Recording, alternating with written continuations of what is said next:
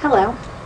As a follow-up to the previous video, which was about 12 minutes and showed very interesting formatting techniques and interesting ways to align your text in Word to create a resume, I would like to show you a very fast and simple way to create a cover letter, which is a necessary part of your resume, and a resume using Office.com templates right in Word 2010. If you have 2013, it should be simple enough to follow along, very simple. You may have to search around a little bit more, but it should basically follow the same concepts. Let's get started.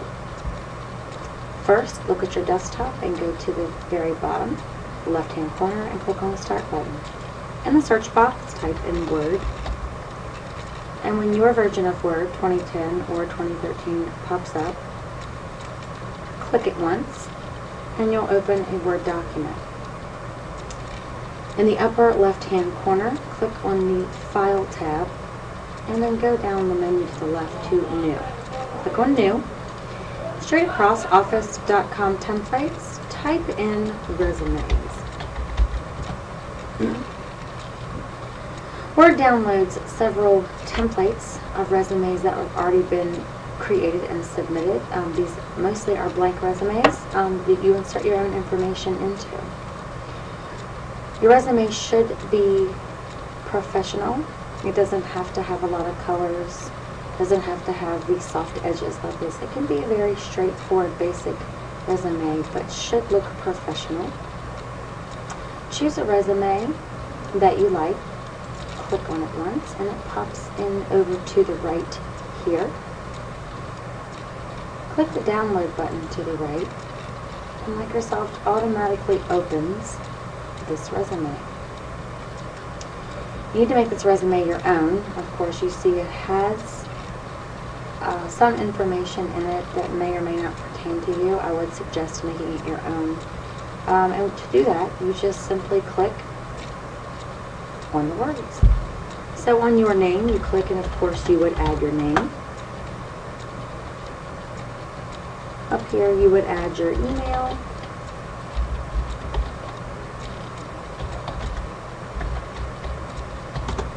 And then your phone number and extension. Here's accomplishments. Your accomplishments can be anything from getting a certification, continuing school, getting recognition, anything that's an accomplishment for you that pertains to the position you are applying for. While it's great if you accomplished, getting the laundry done, but that may or may not be applicable to the position you are applying for. So keep that in mind when you're putting your accomplishments down. Your professional experience. This talks about your job positions, where you are, where you've been. And of course, to change any of these, you just simply click, and then you can backspace and type in your own information. If, for example, you like the format of this and personal experience won't fit in with what you have going on or accomplishments, you can just take those out and add whatever title you want there. And then here, lastly, is education. There are other formats to pick from. That's not the only one. Again, we're going to click File. Went over here to New. And then Office.com templates, we're going to click on Resume. This time we're going to select a different format for a resume. Only because it gives you more options. You see there are tons. So maybe like a little fancier resume. Your resume definitely can look fancy, but it's a very simple resume. This is fine. If you don't have a whole lot of work experience, you definitely don't want to make up things. So using something like this can give you an edge in the fact that it's formatted and it is a little colorful. Since you have your resume complete, you need to put a cover letter. Every resume that you submit should come with a cover letter, and a cover letter is an introduction. It lets the reader or the person hiring know what they can expect from your resume in short. So again, we click the File button in the top left corner, we click New, Office.com templates, we type in cover letter.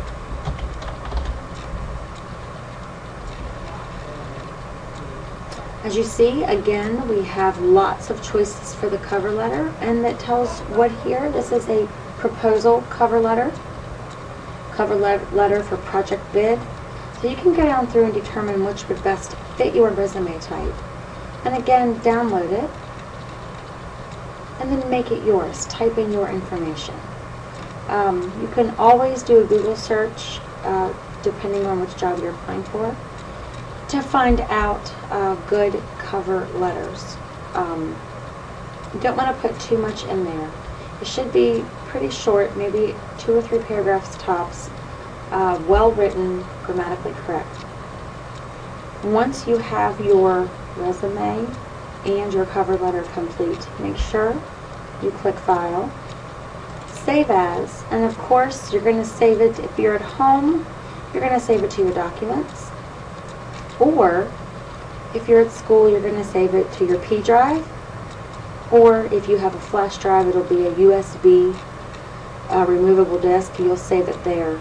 If you can't find where to save it and you can't find your drives, remember to click Computer, and your drives will open up. At home, they'll look a little different.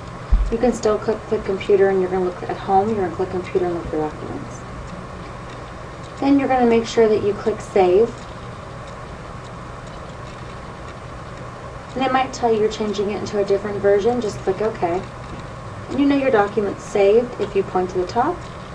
And you see that it's saved with the name that you chose to save it as. I didn't name something. I'm not really going to save this. But for you, make sure you save it specifically the job you're applying for, cover letter, resume. In this case, you might want to call it CAS 111, resume and cover letter. And you're going to submit both of those to Blackboard. This is just a heads up for next week and review. This is not going to be due until March 9th.